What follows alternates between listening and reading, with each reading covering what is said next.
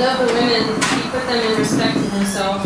And he said, the city was for them, and he left them behind in his city, behind walls. And each time he returned from the ocean, he examined their teeth, examining their mouths. The horse he called a beast, and of the dog he made himself master, and the stars he colonized with mathematics, defining boundaries and bounds by which to map a course.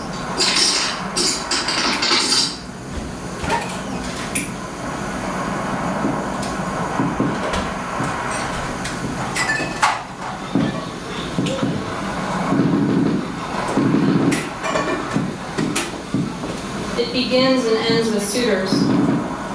In the beginning, H had many suitors. In the beginning, O placated the suitors. In the end, he slaughtered them.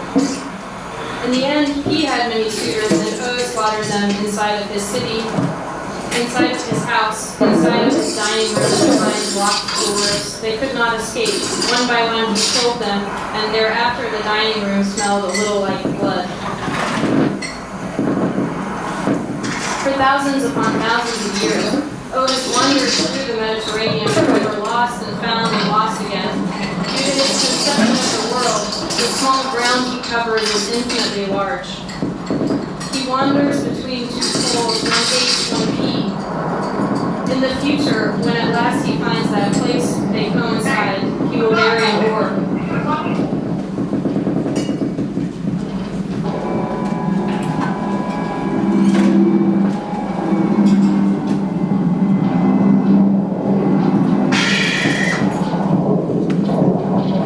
Crossed the line, so began the end of the age of heroes. O went to the hero conference with all the others. Being that they lived in a time of peace and prosperity, the only course of business was the marriage of H. The heroes squabbled amongst themselves, discussing her virtues and weighing them against respective rights. In the dispute of her hand, they felt young again, sucked in their bellies were the soft and naps and nostalgic recollections of war. They flexed and squeezed the muscles on their arms, thighs, ankles, thumbs. They felt a glint of passion in their chests, noting a peculiar light in the eyes of each, glancing and sharp and regular. They clapped one another on the back excitedly, playing the chess of politics. They smiled like dogs, leering.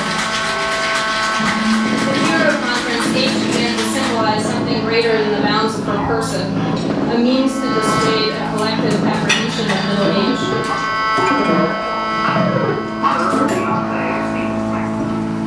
O did not desire H like the rest, and thus offered to assist in the selection of her husband. The price of his assistance was P's hand. O took the stage, he opened his arms addressing the crowd, he calmed them, he reminded them of their respective accomplishments, retelling again old stories of greatness and power. He addressed them as one people, gave them one name, making the suitors swear an oath that none should quarrel if he ever took her for his bride. And when A accepted H on M's behalf, everyone clapped, applauding the new queen. As a sign of their virtue, the suitors sacrificed a horse. One of the proud ones outside, they brought the horse inside with clattering of hooves. And inside the conference room, the horse stood puffing and calling as the heroes toasted their heroism, applauded one another's fortitude and friendship.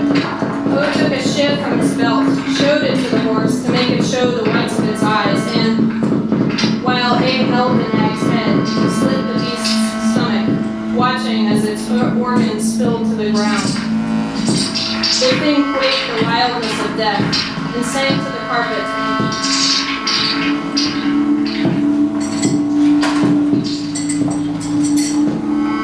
Later, a prophet would examine the entrails, comparing them with the stars. Later, as a joke, he would climb into the dead horse and prance about the conference room.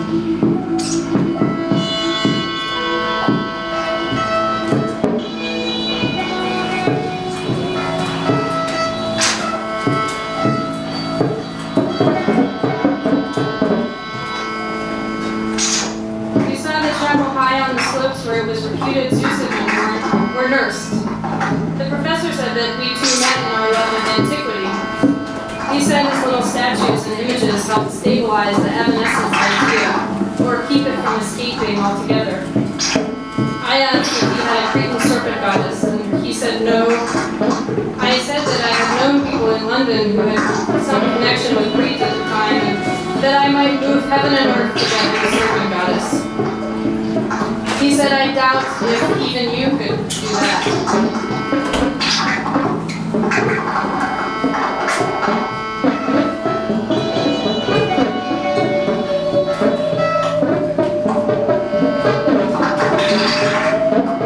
Still a child before she knew any better, H broke her hymen with a hairbrush, exploring interior architectures. Years later, when the city gaped at her conjugal bedclothes, she hid a smile.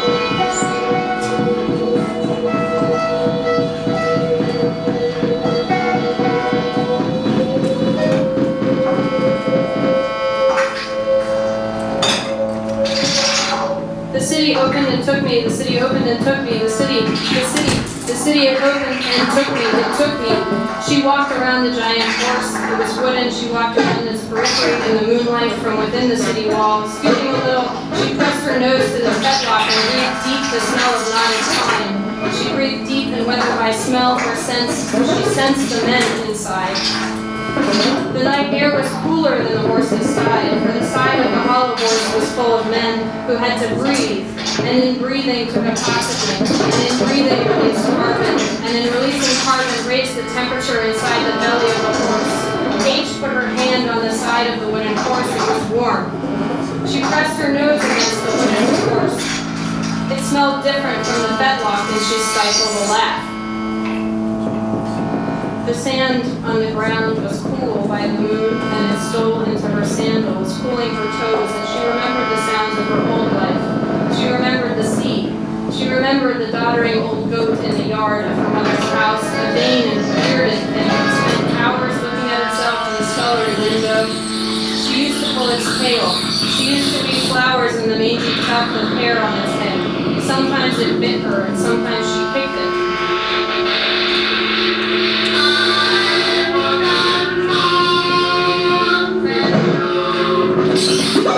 Years before she fled the old man, abandoning the throne, she ran away with a handsome boy. She stole away adventurous inside of a ship. She wore a mask. She wore a hat.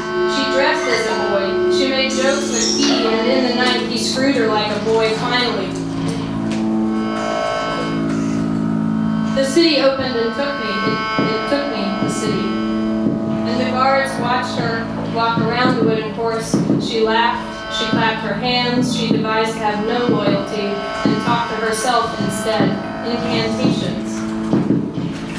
Looking up at the stars, she counted epicycles. She danced around the wooden horse, soft shoe, leaving curious patterns on the ground. And the men inside had not heard one of their women's voices in years, too many years. Each called them by name, imagining what their wives would say. The women vanished, banned from the horse, these pages, this war. H pretended to say what they would say. It was a marvelous game.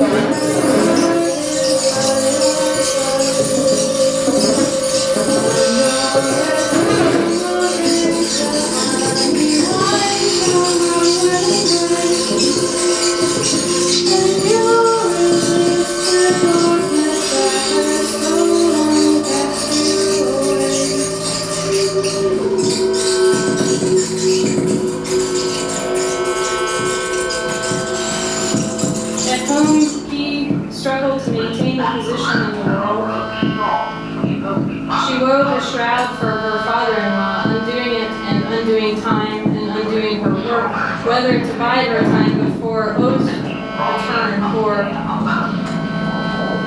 she considered H.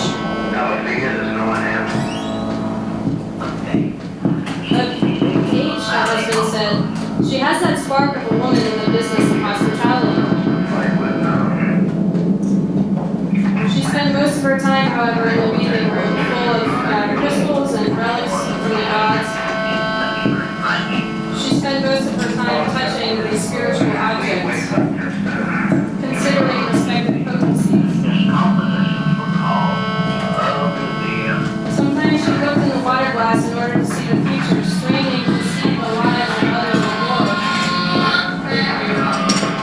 H.P. was surprised to learn that women toss their handkerchiefs in ether in order to faint at will. It was a good trick, said H. He wove blackbirds into the tapestry every day and wove them again, her eyes unblinking, cast inward.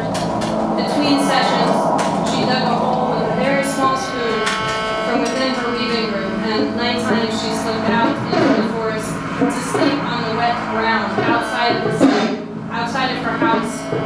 She slept with the wild things, fawns, the air cool and clammy on her skin, counting stars overhead.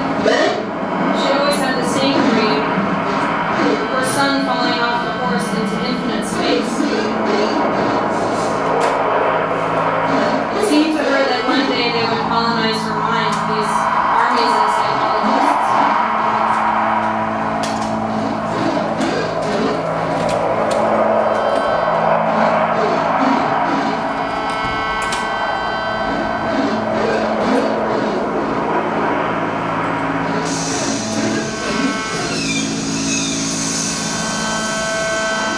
That same theme, that same absolute and exact minute when everything changed on a small passenger boat, as I remember, on the way to Greece, Italy said. At an exact moment by clock time, on an exact map, on the way to the Pillars of Hercules on a boat that was bound for the port of Athens, there was a crossing the line. I, the narrator of this story, did not know I had crossed the line. H drugged the man, she drugged the goat. Repossessed, she returned a quiet woman with various sleeping potions.